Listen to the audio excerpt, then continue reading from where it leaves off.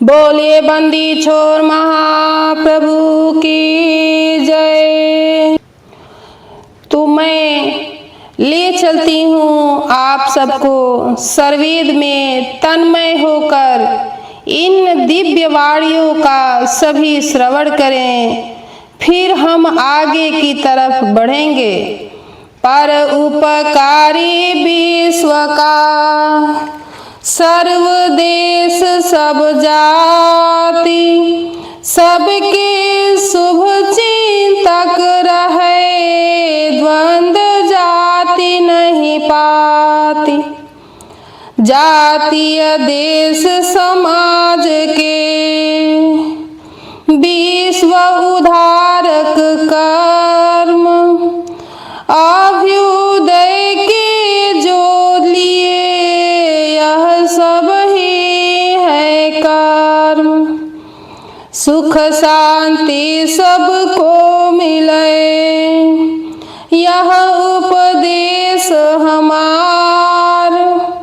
सारा विश्व हमार है, हम हैं सब संसार। इन वाणियों में अद्भुत प्रकाश है। इसमें हमारे देश की सुगंध है, इसमें हमारे देश की आत्मा है, हमारे देश की संस्कृति है। अंधेरे में हम नहीं जी सकते, अन्याय में हम नहीं जी सकते, अविद्या में हम नहीं जी सकते। सदैव ज्ञान का प्रकाश, सदैव विद्या का प्रकाश, सदैव विवेक के प्रकाश में अपने जीवन को आगे बढ़ाना है। ज्ञान के समान पवित्र करने वाला दूसरा कोई साधन नहीं है। हमारी संस्कृति बड़ी समृद्ध है और हम अपनी संस्कृति से दूर होकर नहीं रह सकते। हमारे ऋषियों ने जीवन के जिन मूल्यों को स्थापित किया, जिन सिद्धांतों को स्थापित किया, उसी पथ पर, उसी रास्ते पर हम सबको आगे बढ़ना है। यही हम सभी का लक्ष्य होना चाहिए। भारत विश्व का गुरु रहा है, भारत विश्व गुरु है, और मैं कहता हूँ कि भारत विश्व गुरु रहेगा। अरे साहब, बस इतनी संस्कृति, अरे साहब बस अपनी संस्कृति और परंपराओं को वास्तविक रूप से आत्मसात करने की जरूरत है। एक विदेशी आता है, बोलता है हम बंदर की संतान हैं, हम मान लेते हैं हम बंदर की संतान हैं। अरे साहब, हम ऋषि पुत्र हैं, हम आर्य पुत्र हैं, हम ऋषियों की संतान हैं। हमारे भीतर ऋषियों का खून है, जो त्याग और समर्पण में प्रतिष्ठित रहे। यहाँ सुख भोग में नहीं है, यहाँ सुख त्याग में है, यहाँ सुख समर्पण में है, यहाँ सुख श्रद्धा में है, यहाँ सुख ज्ञान के यथार्थ स्वरूप में है, यहाँ सुख सत्संग में है, यहाँ सुख साधन में है। ये हमारी संस्कृति है, ये हमारी विरासत है, और इससे हम अलग होकर नहीं रह सकते। अध्यात्म हमारे देश की आत्मा है और सब भारतीय जन ही अपनी संस्कृति से, अपनी परंपराओं से, अपने नैतिक मूल्यों से, अपने सिद्धांतों से अलग होते हैं, तब हमें यह अपने कर्तव्य में, पुरुषार्थ में दृढ़ करता है। तब ऐसा लगता है कि ब्रह्म विद्या की किरणें को जन जन तक ले जाना है, भारतीय संस्कृति के तत्वों को जन जन तक ले जाना है, सर्ववेद के स्वर को और गुंजायमान करना है, ताकि ये अंधेरा नष्ट हो जाए, ये मिथ्या ज्ञान नष्ट हो, ये अविवेक नष्ट हो। हमारी संस्कृति ज्ञान में प्रतिष्ठित है, समर्पण में है, श्रद्धा में है, श्रद्धा में प्रतिष्ठित है, सत्य में है, न्याय में है, सदाचार में है, धर्म में है, विवेक, धैर्य, क्षमा और शांति में है। जो कुछ प्राप्त हो रहा है, आप त्याग पूर्वक उसका उपभोग करिए। त्याग यहाँ बड़ी वस्तु है। त्याग पूर्वक उपभोग, यही तो जीवन जीने की कला है। सब कुछ ईश्वर का है। अरे साहब, यहाँ अपना कुछ नहीं है। सीधी सी बात है, मैं और मेरा से ऊपर उठना, यही हमारी भारतीय संस्कृति सिखलाती है। यही ब्रह्म विद्या का दर्शन बतलाता है। यही अध्यात्म का संदेश है। सब कुछ ईश्वर का है। ईश्वर निमित्त कारण है, इसी सृष्टि का है। धर्म, अर्थ, काम और मोक्ष, ये चार पुरुषार्थ हैं जिसे सिद्ध करने के लिए आपको यह जीवन मिला है। ये चार फल हैं, चार पुरुषार्थ हैं, धर्म, अर्थ, काम और मोक्ष। हमारी संस्कृति बतलाती है, ऋषियों का दर्शन बतलाता है, सर्ववेद बतलाता है, सद्गुरु का सिद्धांत बतलाता है, ब्रह्म विद्या की युक्ति बतलाती है। देखिए, यह जो मानव जीवन मिला है, चार प्रकार के पुरुषार्थों की सिद्धि के लिए मिला है। धर्म हमारी संस्कृति का आधार, आंतरिक तत्व है, जो धारण करने की वस्तु है। समस्त सद्गुणों को धारण करना, यही हमारा धर्म है। धर्म का संबंध हमारी आंतरिक प्रवृत्तियां से है। धर्म पूर्वक आप अर्थ की प्राप्ति करिए। अर्थ से भागना नहीं है, लेकिन धर्म के डंडे को याद रखना है। विवेक बड़ी वस्तु है। विद्या और ज्ञान के यथार्थ प्रकाश में जीवन को आगे बढ़ाना है। धर्म पूर्वक आप अर्थ की प्राप्ति करिए। कौन रोकता है? क्या समस्या है? सदाचार से युक्त होकर काम का सेवन, धर्म पूर्वक अर्थ की प्राप्ति, धर्म पूर्वक काम का सेवन हो। काम से कोई बाधा नहीं उपस्थित होती। काम यहाँ दुर्गुण नहीं है, बल्कि विवेक से, संयम से इसका उपयोग आवश्यक है। ये हमारी संस्कृति है, ये भारत की संस्कृति है। धर्म, अर्थ, काम और मोक्ष, धर्म पूर्वक अर्थ की प्राप्ति, धर्म पूर्वक काम का सेवन हो।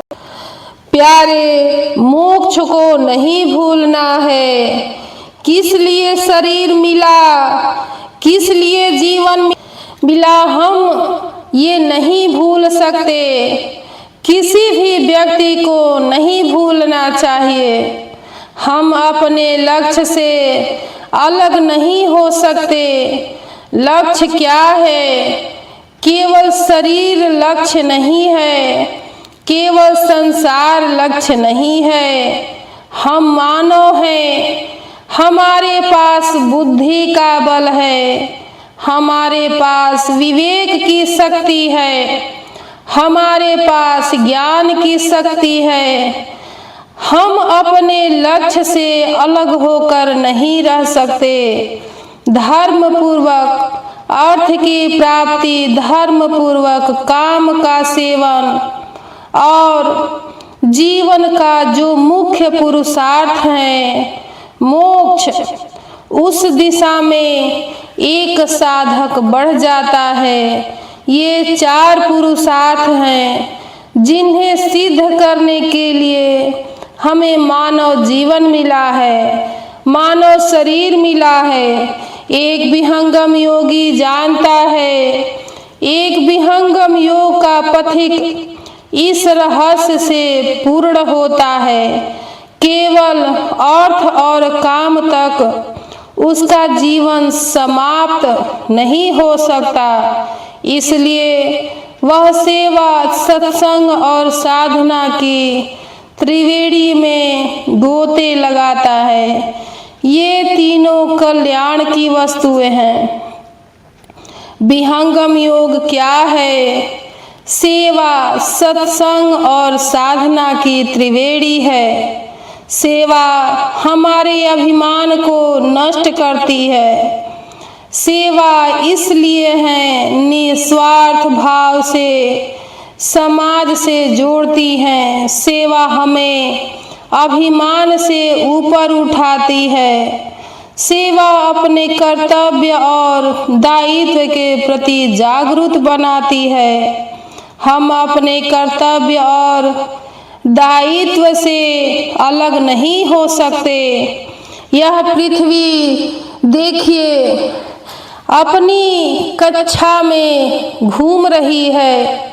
यह सूर्य अपना काम कर रहा है, चंद्रमा अपना काम कर रहा है। यह पेड़ पौधे, पहाड़, नदियाँ, ये जंगल, ये पर्वत, ये सब काम कर रहे हैं, सेवा कर रहे हैं। संपूर्ण वातावरण में ऑक्सीजन घुला हुआ है। बड़े ही सहज रूप में हम सबको प्राप्त है। इतना कुछ हम सबको मिल रहा है। हम कृतज्ञ नहीं हो सकते। हमारा आपका जीवन सतत गतिमान रहे, चलता रहे, इसके लिए इतने सारे पदार्थ काम कर रहे हैं।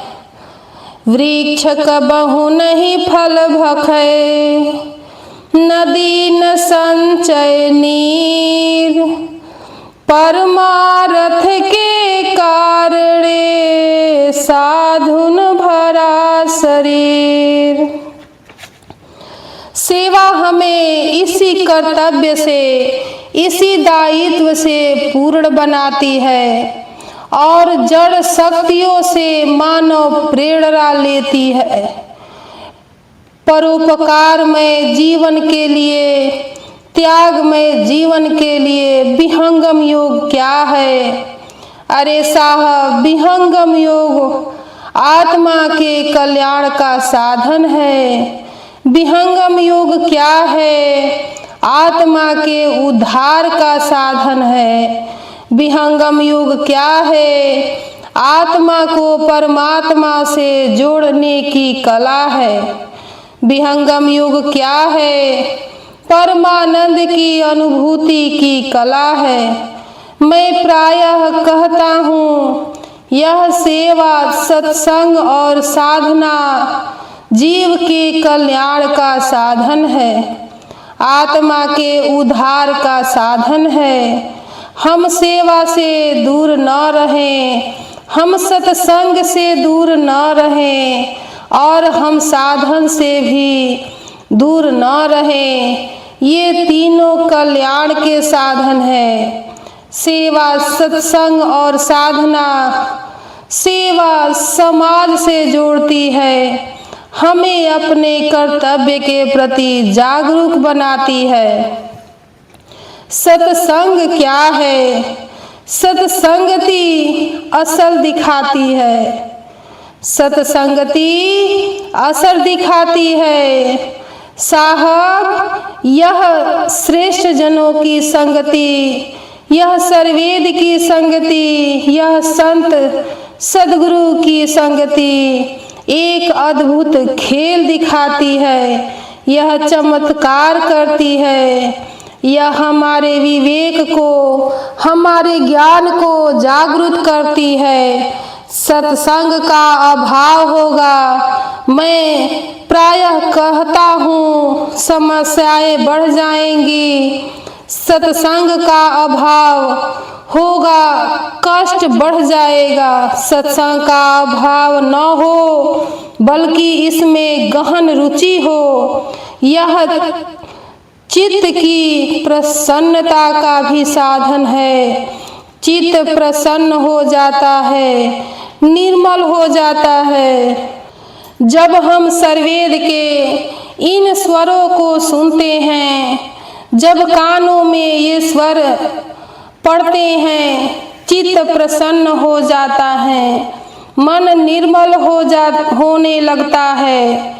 इंद्रियों की पवित्रता का साधन है।